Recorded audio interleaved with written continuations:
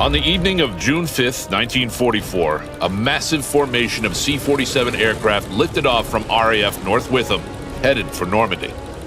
Their mission, codenamed Mission Albany, is to drop large numbers of paratroopers behind the D-Day invasion beaches. 30 minutes ahead of them, pathfinders of the 101st U.S. Airborne Division are already on their way. They are the first American troops to land in German-occupied France. Several waves of paradrops will follow, and a large number of troop-carrying gliders will bring in the airborne assault troops. Your orders are to place 3 radio beacons, which will guide the other aircraft in. The overall objective for Mission Albany is to secure the 4 causeways that will allow the invading U.S. force to exit Utah Beach. However, the Germans can't be expected to let the Americans take over, and the Pathfinder's task is far from easy. Right now, 2 hours after takeoff, the C-47s approach Drop Zone C from the west. This drop zone is 1 mile west of Sainte-Marie-du-Mont.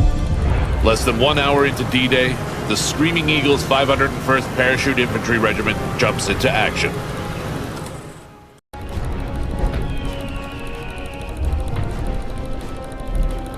June 6th, 1944.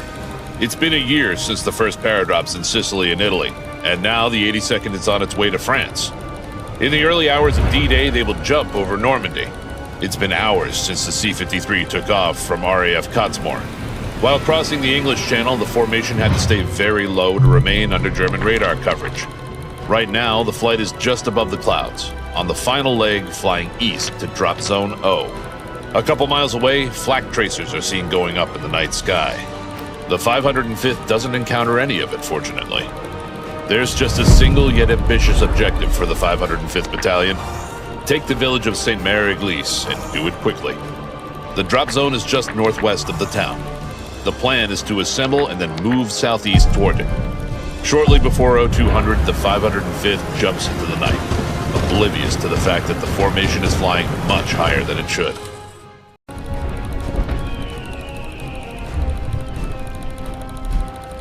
June 6th, 1944. It's been about 7 hours since you made the big jump. This drop was one of many in support of Operation Overlord, which is in full swing by now. The flight from RAF Apatry Air Base took hours. Flak over the drop zone was heavy, and the paradrops are scattered over an area twice the size the plan outlined. You've spent most of the night moving towards your main objective and regrouping with your Easy Company comrades along the way. After daybreak, you arrive at Le Grand Chemin, a small village between Sainte-Marie-du-Mont and Utah Beach. Your overall objective is still to secure the 4 designated causeways behind Utah Beach and to do everything you can to secure these beach exits for the U.S. 4th Infantry Division. They've been ashore since 0630, so the pressure is on Easy Company to get those objectives completed. The company's headquarters section is missing in action this morning, so your orders are to report to Battalion HQ, Lieutenant Winters.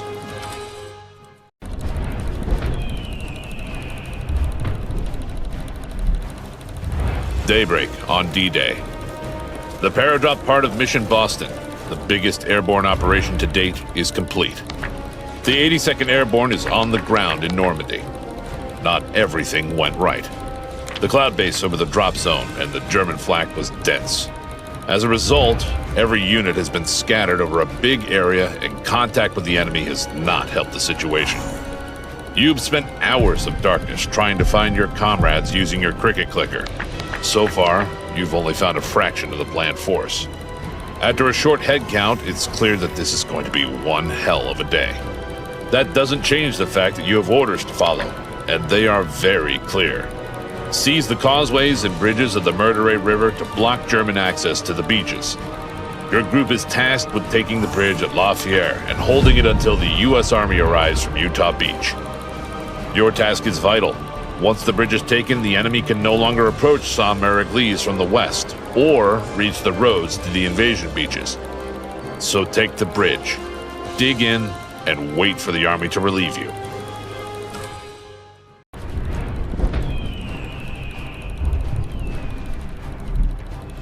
June 12th, 1944.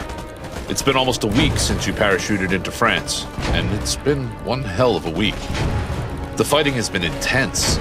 The Germans are not ready to give up Normandy, and several fierce counterattacks have proven this battle is far from over. Carrington, with its multitude of bridges over the River Douve and the Carrington Canal, is the next strategic objective to be taken by the Screaming Eagles. The Germans are still holding the line, hoping to keep the bridges open for any counterattack they might organize. However, it appears they do not have many troops to do the job. It's clear that whoever holds Carrington holds the key to the Contentum Peninsula. If the 101st takes Carrington, our Utah and Omaha beach forces can unite to form a continuous front. Your regiment, the 506 PIR, will approach Carrington from the south. Your orders are to take the railroad station. In support of your push, the 401st Glider Infantry Regiment will attack from the opposite side of town. You must start moving north immediately. However, be cautious not to run into German ambushes. Carrington must be ours by nightfall. Failure is not an option.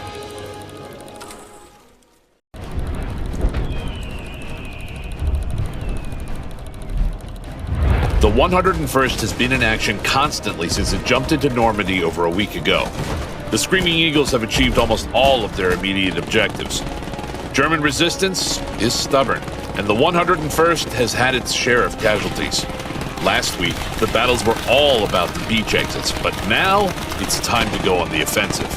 After clearing Carrington yesterday, it's time to push forward to capitalize on this win. This is going to be a big one because of its obvious tactical importance. Control of the Carrington area is essential if the invasion forces from Utah and Omaha beaches are to link up and form a combined front. It's obvious that the Germans are not going to give up Carrington without a fight. You are about to go on the offensive west of Carrington in an attempt to secure the entire area and create a buffer around the town. The 506 will strike southwest, using the roads to Deauville. You will be in easy company, covering the far right flank.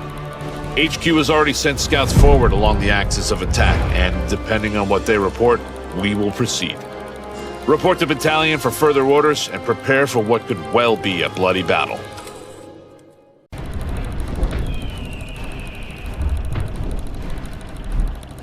It's September 17th, 1944. Operation Market Garden, a daring combined attack by the 1st Allied Airborne Army and 30 Corps, starts today. Allied airborne troops are to be dropped at the main objectives. They need to secure multiple bridges and hold them until the ground forces arrive.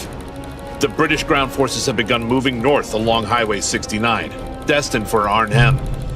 If the attacks succeed, it will bring the Allies all the way to the Rhine River and across.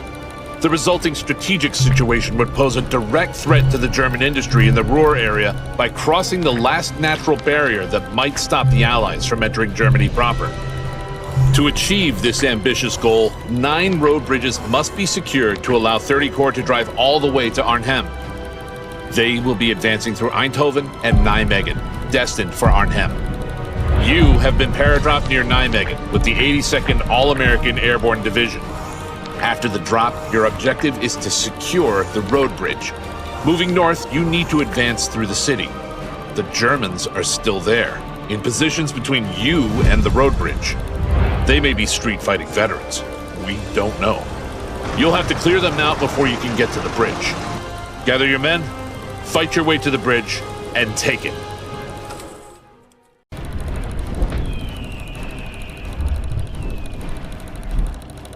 On September 22nd, 1944, having secured WAAL 5 days earlier, the 101st is thrown into battle once more. The Allied ground forces approach from the south along Highway 69, the only road available for their advance.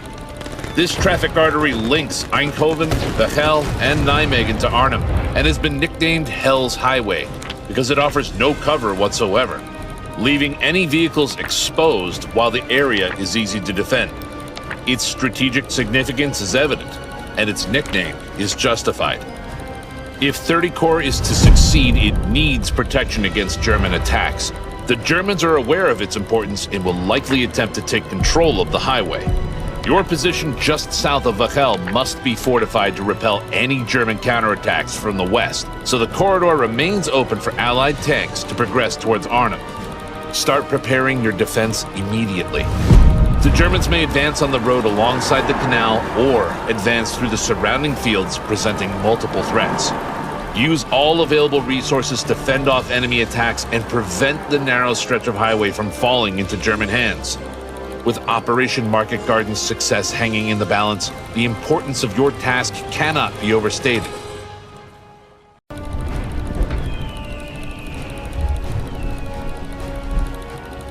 December 19th, 1944. Just 3 days ago, a German surprise offensive smashes through the Allied lines in the Ardennes.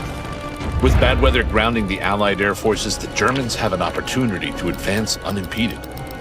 Initially, they progress rapidly towards their objective, Antwerp. The German left flank has orders to cross the Meuse rivers at Dinant and Namur. Without these bridges, a push to Antwerp is simply out of the question. To reach these crossings, the Germans will need to use the roads leading west from Bastogne. Control over this town is absolutely crucial. The 2nd Panzer Division intends to pass through Noville to outflank the Bastogne defenders from the north. However, in Noville, a battalion-sized force from the 10th Armored Division blocks their way. They're holding on for dear life, and in doing so, they're buying time to organize the defense of Bastogne. The 1st Battalion of the 506th Parachute Infantry Regiment moves forward to reinforce them.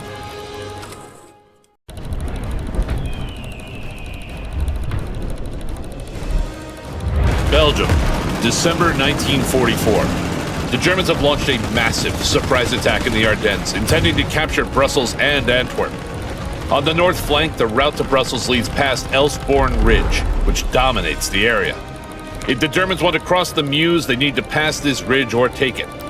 The 277th Volksgrenadier Division is sent to take the ridge and the villages around it. Meanwhile, Kampfgruppe Pfeiffer has continued west into the Amblève River Valley.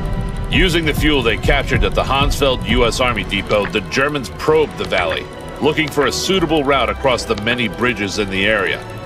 Today, they've moved past Stavelot and Troyes-Ponce and are approaching Basse-Bordeaux. The 82nd Airborne Division is one of the few U.S. units available to block the German advance. The situation is desperate. If the Germans cross here, they will acquire all the fuel they need from the local fuel depot. Worse still, they will be able to advance freely. That's why you have been brought here. Secure the bridge and ensure that the Germans cannot use it.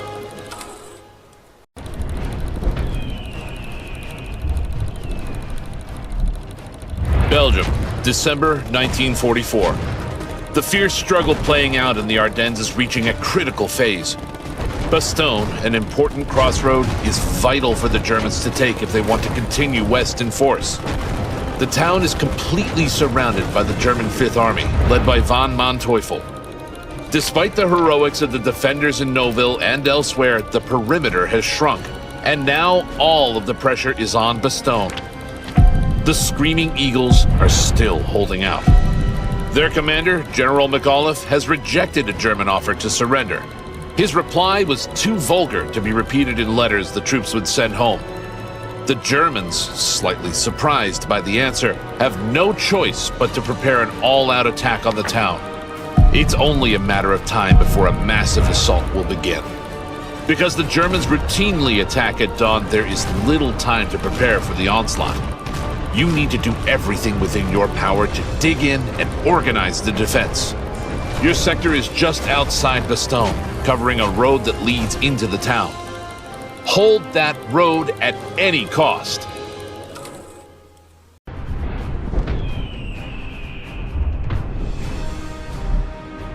Germany, April 1945. After the Battle of the Bulge and after helping to secure the Ruhr, the 82nd Airborne Division drive into Germany, advancing on Ludwigslust, which is on the other side of the Elbe River. Today is Hitler's birthday, but outside the Führer bunker, no one is celebrating. Anyone in their right mind can see that the war is ending. Despite this, isolated incidents take place every day, proving that not every German is prepared to surrender. It's not allowed for German civilians or soldiers to show white flags as a sign of surrender. Anyone waving a white flag runs the risk of being executed on the spot. Some of the more fanatical German units and individuals can still spring surprises, even if they do not affect the outcome. The 82nd knows full well what might still happen as it enters the hamlet of Marendorf. In this mission, your unit advances to Dretham, which is on the Elk River. After taking Dretham, crossing the river can be considered only if the area is secure. Just make sure you don't get killed with the end of the war this close.